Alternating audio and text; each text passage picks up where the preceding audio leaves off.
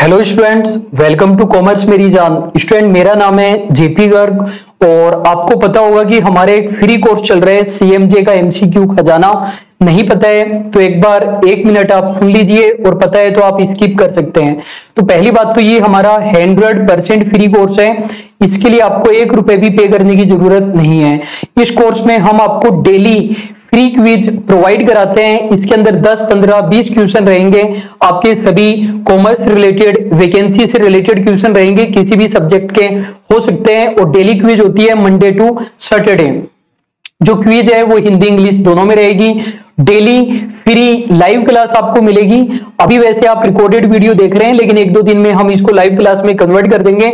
तो daily free live class रहेगी जिसमें हम उस क्विज के क्वेश्चंस को एक्सप्लेन भी करेंगे और इस क्विज की पीडीएफ भी आपको फ्री ऑफ कॉस्ट मिलती है। इसके अलावा जो स्टूडेंट इस क्विज में फर्स्ट आता है उसको एक रिवार्ड मिलता है। रिवार्ड जो है वो चेंज होता रहेगा टाइम टू टाइम। अभी हम एक 1500 प्लस एमसीक्यू की पीडीएफ बुक प्रोवाइड करा रहे हैं। इसके अंदर 1500 से भी ज्यादा, लगभग 1625 एमसीक्यू क्वेश्चन है। सब्जेक्ट वाइज डिवाइड किए गए हैं, विद आंसर की है। इसकी पीडीएफ प्रिंट आउटेबल फॉर्मेट में आपको मिलती है जिसका आप प्रिंट आउट निकलवा सकते हैं। क्विज आपको ऐप पर देनी होती है, एक्सप्लेनेशन वीडियो यूट्यूब पर आता है और पीडीएफ और रिजल्ट आपको टेलीग्राम चैनल पर मिलती है। टेलीग्राम चैनल ज्वाइन नहीं किया है तो टेलीग्राम पर आप सर्च करेंगे कॉमर्स मेरी जान और हमारा टेलीग्राम चैनल आप ज्वाइन कर लेंगे। क्विज आप कैसे दे पाएंगे? आपको सबसे पहले हमारी ऐप डाउनलोड कर लेनी है। तो ऐप डाउनलोड करने के लिए आप क्या करेंगे? गूगल प्ले स्टोर पर जाएंगे। ऐप डाउनलोड करने के लिए आप गूगल प्ले स्टोर पर जाएंगे, सर्च करेंगे कॉमर्स मेरी जान, ऐप को डाउनलोड कर लेंगे। ऐप डाउनलोड करने के बाद ऐप के अंदर स्टोर ऑप्शन के अंदर जाएंगे, वहां पर आपको एक कोर्स मिलेगा सीएमजे का एमसीक्यू खजाना। वहां पर 1 रुपए प्राइस शो करेगा, लेकिन स्टूडेंट आपको परचेज नहीं करना है। लगभग 150 बच्चे परचेज कर चुके हैं 1 रुपए में, आपको नहीं करना है। वो बच्चे ध्यान से बात सुनते नहीं है इसलिए परचेज कर लेते हैं। 1 रुपए कीमती 1 रुपए उन्होंने खराब कर दिया है अपना, तो आपको परचेज नहीं करना है। आप कंटेंट के अंदर जाएंगे तो सभी कंटेंट बिल्कुल अनलॉक रहेगी, आपको 1 पैसा भी खर्च नहीं करना है। इसके लिए कॉस्ट केवल आपकी इतनी सी है कि जब भी लाइव क्लास हो आपको वीडियो को शेयर कर देना है अपने फ्रेंड्स के साथ। इसके अलावा और कुछ भी कॉस्ट आपको पे नहीं करनी है। तो आपका टाइम खराब नहीं करते हुए स्टार्ट करते हैं। पहला हमारा क्वेश्चन है, बोल रहे हैं a high operating ratio indicates a favourable position. जो हाई ऑपरेटिंग रेशियो होता है वो एक फेवरेबल पोजीशन को शो करता है। दूसरी बात बोलते हैं a high operating ratio leaves a high margin to meet non operating expenses. अगर हाई ऑपरेटिंग रेशियो होता है तो वो एक हाई मार्जिन छोड़ देता है नॉन ऑपरेटिंग एक्सपेंसेस को मीट करने के लिए। तो स्टूडेंट, सबसे पहले आपको पता होना चाहिए ये ऑपरेटिंग रेशियो क्या होता है। हमारा ऑपरेटिंग रेशियो होता है operating expenses divided by sales into 100। ये हमारा ऑपरेटिंग रेशियो होता है। तो बिल्कुल साफ साफ आपको लग रहा है ऑपरेटिंग रेशियो जितना ज्यादा होता है ऑपरेटिंग एक्सपेंसेस उतने ही ज्यादा होंगे और प्रॉफिट हमारे पास कम बचेगा। तो पहला स्टेटमेंट तो हमारा रॉन्ग हो गया कि high operating ratio favourable position को शो करेगा। एक्सपेंसेस ज्यादा थोड़ी होने चाहिए, एक्सपेंसेस किसी भी चीज की कमी होनी चाहिए। दूसरा सेंटेंस ये बोल रहा है कि हाई ऑपरेटिंग रेशियो होता है वो काफी प्रॉफिट छोड़ देता है कंपनी के पास में नॉन ऑपरेटिंग एक्सपेंसेस को मीट करने के लिए। ये भी गलत बात है। यदि ऑपरेटिंग रेशियो ज्यादा होगा तो प्रॉफिट हमारे पास कम बचेगा और किसी भी प्रकार के एक्सपेंसेस हम मीट कर ही नहीं पाएंगे। तो दोनों ही स्टेटमेंट क्या हुए हमारे? दोनों स्टेटमेंट हमारे रॉन्ग हो गए। स्टूडेंट, यदि आपने क्विज दी है, पहले आपको क्विज देनी होती है, उसके अगले दिन ये लाइव क्लास देखनी होती है। आज जो क्विज होगी हमारी उसकी लाइव क्लास अगले दिन होगी। अगर क्विज नहीं भी दिया है तो भी आपको जब साथ साथ हम क्वेश्चन देखते हैं तब आपको आंसर देना है। और यदि लाइव क्लास देख रहे हैं तो कमेंट बॉक्स में लिख देना है कि आंसर क्या आएगा, इससे आपका कॉन्फिडेंस बढ़ेगा। सेकंड हमारे क्वेश्चन है X and Y sharing profits. X and Y sharing profits in the ratio of 7:3। ये दो हमारे पार्टनर हैं एक्स एंड वाई, इनका ऑलरेडी हमें रेशियो दे रखा है 7:3। Admits Z for 3/7। इन्होंने जेड को एडमिट किया है 3/7 के लिए share in the new firm in which he takes 2/7 from x and 1/7 from y. The new ratio of x, y, z will be। नया रेशियो हमसे पूछा गया है। सबसे पहले मैं ओल्ड रेशियो लिख देता हूं। तो देखो x को कितना मिलता था, x को मिलता था 7/10, y को कितना मिलता था, y को मिलता था 3/10, z को कितना मिलता था, z को कुछ भी नहीं मिलता था क्योंकि पहले z था ही नहीं। अब नए रेशियो की बात करें तो z का तो हमें दे ही दिया गया है, z को कितना मिलेगा 3/7। अब इस 3/7 में से 2/7 तो वो x से लेता है, तो x का 2/7 कम हो जाएगा, और जो 1/7 है वो y से लेता है, तो y का भी 1/7 कम हो जाएगा। तो ये हम कर लेंगे, इनको मल्टीप्लाई करेंगे, 70 आएगा, फिर 49 आएगा, फिर 20 आएगा, तो 29/70 हमारा बचेगा। इसी तरीके से इसको करेंगे, मल्टीप्लाई करेंगे, 70 आएगा, 10 ये 30 माइनस 7 7 49 7, एक सेकेंड, यहां पर 21 आएगा, और तो देखिए यहां पर आ जाएगा 21, और यहां पर आ जाएगा हमारा 10 आ जाएगा, तो हो जाएगा 11/70, और इसका तो 3/7 है ही, और हम इसका जो स्केल है वो इक्वल कर देंगे, तो नीचे 70 है तो ऊपर भी 10 से मल्टीप्लाई कर देंगे, नीचे भी 10 से मल्टीप्लाई कर देंगे, तो हमारा हो जाएगा 30/70। तो रेशियो हो जाएगा हमारा 29:11:30, तो डी हमारा करेक्ट आंसर हो जाएगा। स्टूडेंट इस क्वेश्चन में एक खास बात का आपको ध्यान रखना है, तो वो होता क्या है, जब ये z का रेशियो हमें दिया गया है ना 3/7, तो यहां पर बोला कि ये 2/7 x से लेता है और 1/7 y से लेता है। तो कई बार क्या होता है, यहां पर तो हमें डायरेक्ट दे दिया गया है 2/7 और 1/7, कई बार पता नहीं चलता है कि ये 2/7 और 1/7 z के हिस्से का है, या फिर ये 2/7 और 1/7 x और y के अपने अपने हिस्से का है, तो ये हमें देखना होता है। नेक्स्ट हमारे क्वेश्चन है क्वेश्चन नंबर 3। स्टूडेंट ऐसे क्वेश्चन में हमें डायरेक्टली लास्ट लाइन पढ़ लेनी चाहिए तो आसान रहता है, तो मैं इंग्लिश में पढ़ रहा हूं, आप वीडियो को स्टॉप करके हिंदी में भी देख सकते हैं। तो देखो क्या पूछा गया है, what is the balance in the share forfeiture account after the relevant amount has been transferred to capital reserve account. Question जानना चाहता है कि शेयर फॉर फ्यूचर में कितना बैलेंस बचेगा, ये जानना चाहता है कि कैपिटल रिजर्व में जितना भेजना था उतना अपन ने भेज दिया, कैपिटल रिजर्व में भेजने के बाद में कितना बैलेंस हमारे पास बचेगा, ये क्वेश्चन हमसे जानना चाहता है। तो बिल्कुल आप ध्यान से देखिए, एक्स लिमिटेड फॉरफिटेड 20 शेयर्स, 20 हमारे पास शेयर थे, एक शेयर कितने रुपए का था, 10 रुपए का था, जिन पर कितने रुपए मांगे गए थे, 8 रुपए मांगे गए थे, on which John had paid application and allotment money 5, जिस पर जॉन ने कितने रुपए पे कर दिए 5, इनमें से 15 शेयर रीइशू किए जा रहे हैं to Parker as fully paid up, और कितने रुपए में इशू कर दिए, 6 रुपए में इशू कर दिए। सबसे पहली बात आपको पता होना चाहिए शेयर फॉर फ्यूचर में कितनी अमाउंट गई थी। शेयर फॉर फ्यूचर में वो अमाउंट जाती है, शेयर फॉर फ्यूचर में वो अमाउंट जाती है जो हमें कैपिटल के रूप में मिली थी। कैपिटल के रूप में देखो कितने रुपए मिले थे, 5 रुपए मिले थे, तो 20 शेयर पर 5 रुपए मतलब 100 रुपए शेयर फॉर फ्यूचर में गए थे। अब इस 100 रुपए को अलग अलग डिवाइड करना पड़ेगा कि 15 शेयर के लिए कितनी अमाउंट है और 5 शेयर के लिए शेयर फॉर फ्यूचर की कितनी अमाउंट है। तो 15 शेयर के लिए 75 रुपीज हो गए और 5 शेयर के लिए 25 रुपए हो गए। जब हमने शेयर को रीइशू किया तो रीइशू करने पर देखो हमारा डिस्काउंट कितना था, 15 शेयर को हम रीइशू कर रहे हैं, 4 रुपए का डिस्काउंट है, 15 चौके 60 रुपए तो शेयर फॉर फ्यूचर वैसे ही डेबिट हो जाएगा, बाकी के 15 रुपए कैपिटल रिजर्व में चले जाएंगे। ये 75 पूरा का पूरा उड़ गया हमारा, बचा कितना 25 रुपए। क्वेश्चन यही जानना चाहते हैं कि शेयर फॉर फ्यूचर में कितना बैलेंस बचेगा, 25 रुपए का बैलेंस बचेगा। कुछ बच्चे जिनके कॉन्सेप्ट क्लियर नहीं होते हैं वो पूरी एंट्री कर लेते हैं स्टार्टिंग से लेकर के bank account debit to share application. Student इतना आपको करने की जरूरत नहीं है यदि आपके कॉन्सेप्ट क्लियर है तो। नेक्स्ट हमारे क्वेश्चन है question number 4, which one of the following statement is not true. Not true हमसे पूछा है, कहने का मतलब क्वेश्चन हमसे जानना चाहता है इनकरेक्ट स्टेटमेंट हमसे जानना चाहता है। पहले बोल रहे हैं एन एक्सपेंडिचर इंटेंडेड। स्टूडेंट यदि आपको आंसर आता है और क्लास लाइव देख रहे हैं तो आपको कमेंट बॉक्स में फटाफट आंसर लिख देना है। An expenditure intended to benefit current year is revenue expenditure. एक ऐसा खर्चा जो करंट ईयर के बेनिफिट को बढ़ाएगा केवल करंट ईयर के बेनिफिट को, वो रेवेन्यू एक्सपेंडिचर होता है। सही बात या गलत बात? बिल्कुल सही बात है। अगली बात है, amount paid for acquiring goodwill is a capital expenditure. Goodwill purchase करने के लिए पेमेंट किया गया है तो वो कैपिटल एक्सपेंडिचर होता है। बिल्कुल सही है, गुडविल हमारी बैलेंस शीट के अंदर ही आती है। Wages paid for installation of a new machine is usually debited to wages account. नई मशीन को इंस्टॉल कर रहे हैं, उसकी वेजेज आप पे कर रहे हो तो वेजेज अकाउंट को डेबिट करोगे क्या? गलत बात है, मशीन की कॉस्ट बढ़ाओगे क्योंकि वो कैपिटल एक्सपेंडिचर है। तो जो सी वाला है हमारा, जो सी वाला है हमारा वो इनकरेक्ट हो जाएगा, सी वाला हमारा फॉल्स हो जाएगा। अगली बात है, revenue expenditure is not intended to benefit future period.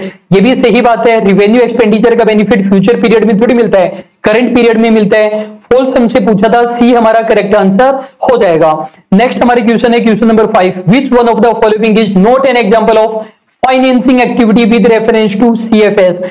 Cash flow statement की रिगार्डिंग फाइनेंसिंग एक्टिविटी कौन सी नहीं है, ये क्वेश्चन हमसे जानना चाहता है। आपको पता है 3 प्रकार की एक्टिविटी हमारी होती है, ऑपरेटिंग, फाइनेंसिंग और इन्वेस्टिंग। इन तीनों का लॉजिक आपको क्लियर होना चाहिए। कुछ बच्चे क्या करते हैं, इनके अंदर 8-8, 10-10 पॉइंट याद कर लेते हैं, फिर एग्जाम में कोई एक्स्ट्रा पॉइंट आ गया फिर बोलेंगे ये तो हमने पढ़ा ही नहीं था।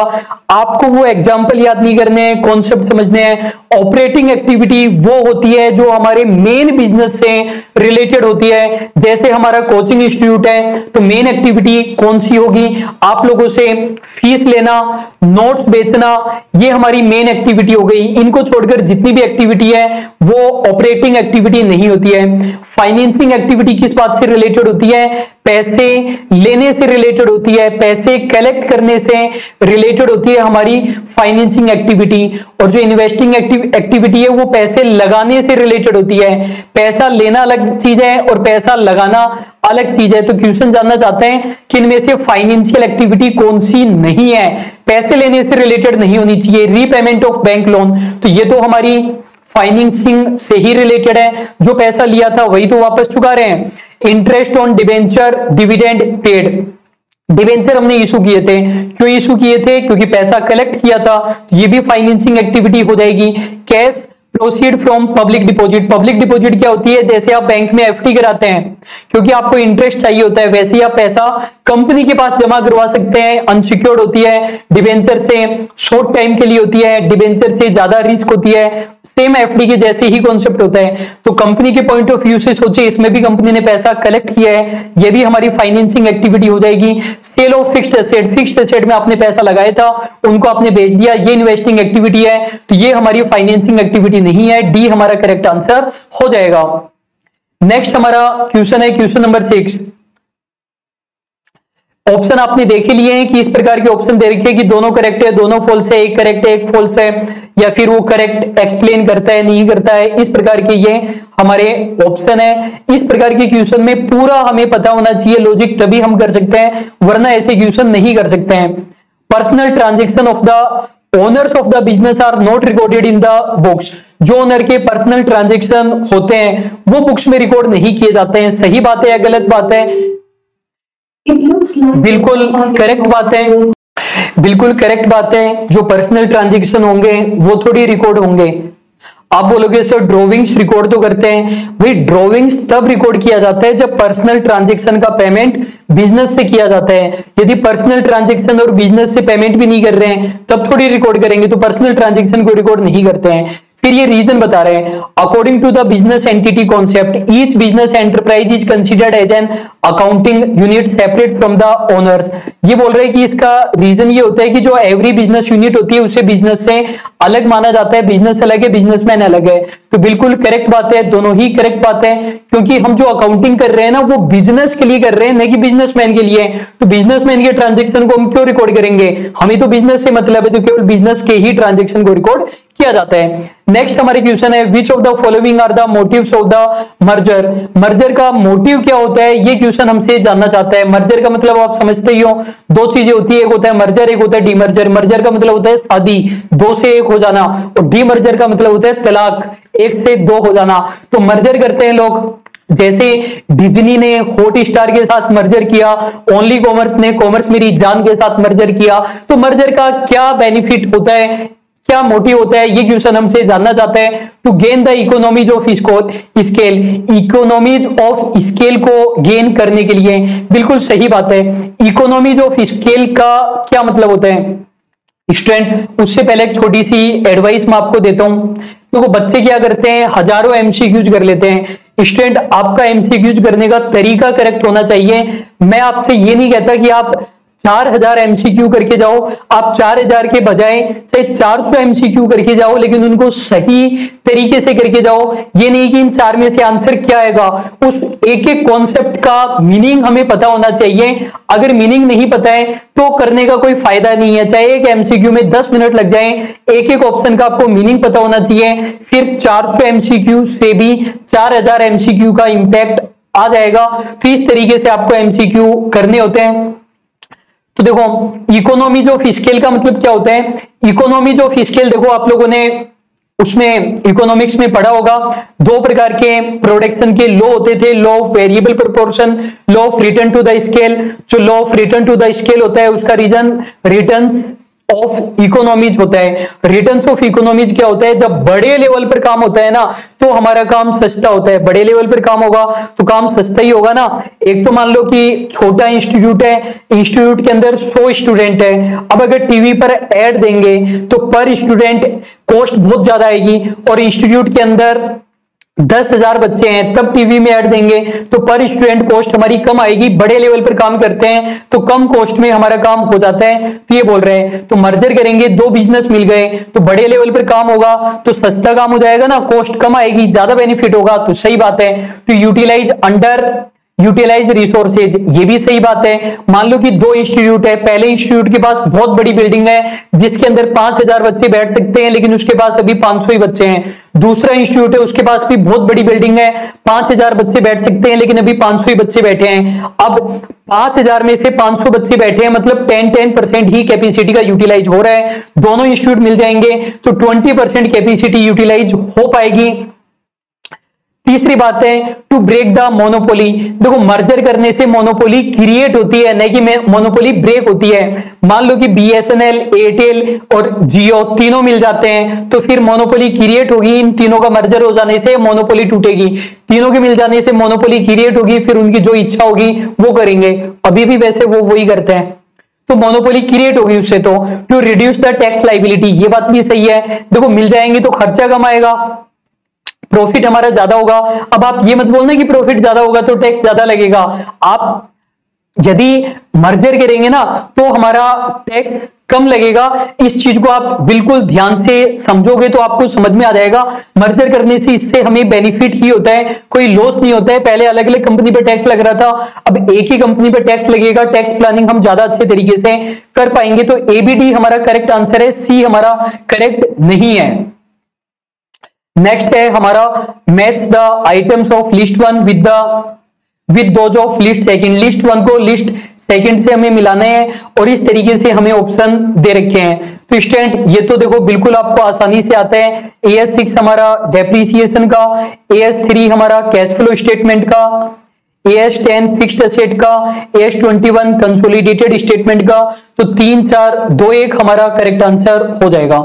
स्टूडेंट नेक्स्ट हमारा क्वेश्चन है विच one of the following statement is not true. Student जब एग्जाम में ऐसे लिखा है ना नॉट ट्रू नॉट फॉल्स, उसको आप सही कर दिए करो, डायरेक्ट कर दिए करो। ये इनडायरेक्टली पूछता है तो नॉट ट्रू के ऊपर आप इनकरेक्ट लिख देना तो एग्जाम में करने में आसानी रहेगी। वरना एग्जाम में हम पहले खुद ही घबराए हुए रहते हैं, नर्वस रहते हैं, तो आते हुए क्वेश्चन भी गलत हो जाते हैं, फिर बहुत ज्यादा दुख होता है। तो आप ऐसे करना।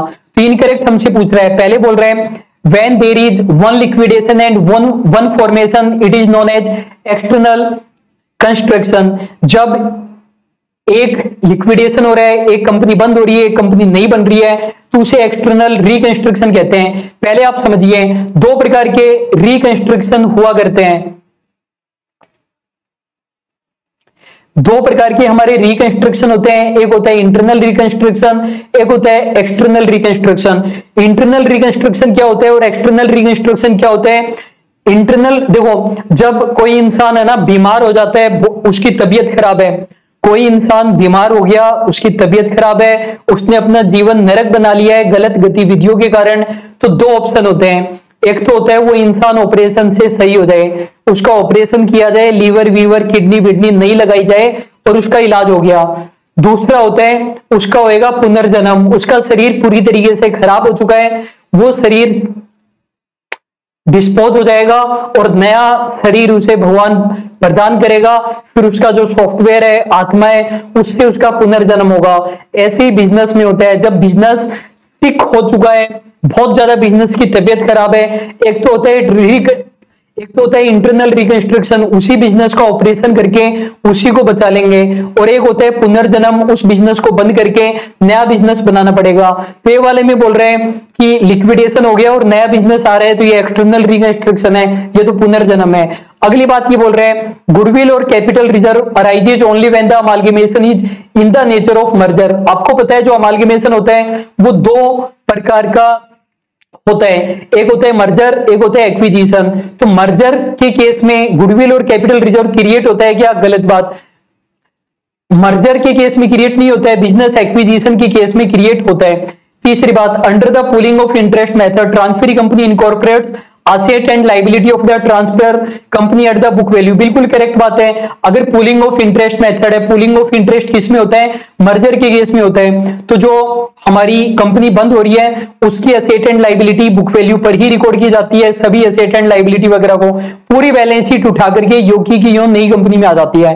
Vendor company transfer preliminary expenses to equity shareholder account, ये बात भी सही है। देखो जो रिजर्व होते हैं वो क्या होते हैं? जो रिजर्व होते हैं वो प्रॉफिट है, किसको मिलना है? इक्विटी शेयर होल्डर को। और जो फिक्टिशियस एसेट है वो क्या है? नुकसान है, वो नुकसान भी कौन बियर करेगा? इक्विटी शेयर होल्डर बियर करेंगे। तो ये जो प्रीलिमिनरी एक्सपेंसेस है ये नुकसान है, कौन बियर करेगा? Equity share holder. इसलिए उनके अकाउंट में हम डेबिट कर देते हैं, उनकी कैपिटल को कम कर देते हैं। यहां पर क्या पूछा था? नॉट ट्रू पूछा था, तो बी हमारा करेक्ट आंसर हो जाएगा। स्टूडेंट ये हमारा लास्ट क्वेश्चन है। Schedule 3 Part 2 of Companies Act 2013 deals with which one of the following? Companies Act 2003 की Schedule 3 के Part 2 में क्या दिया गया है? Part 1 में हमारी बैलेंस शीट है और Part 2 के अंदर हमारा P&L है। वैसे इन्होंने यहाँ पर P&L अकाउंट लिख दिया है, P&L अकाउंट नहीं आएगा, statement of profit and loss आएगा। तो बी हमारा करेक्ट आंसर हो जाएगा।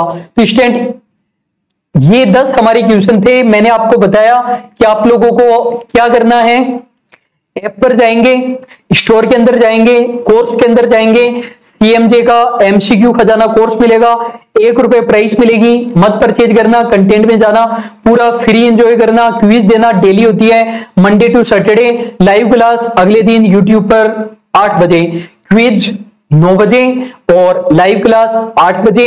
जो रिजल्ट है वो टेलीग्राम पर आएगा, रिवार्ड भी हम टेलीग्राम पर बताएंगे कैसे मिलेगा। यदि हमारे आप पेड कोर्स परचेज करना चाहते हो तो JBVL जूनियर अकाउंटेंट का एक कॉन्सेप्चुअल कोर्स है और एक 21 हाई क्वालिटी मॉक टेस्ट है। हमारे मॉक टेस्ट को आप बाकी लोगों से कंपेयर नहीं कर सकते हैं, कहीं से भी क्वेश्चन उठाए, छाप दिए, कॉपी पेस्ट किया।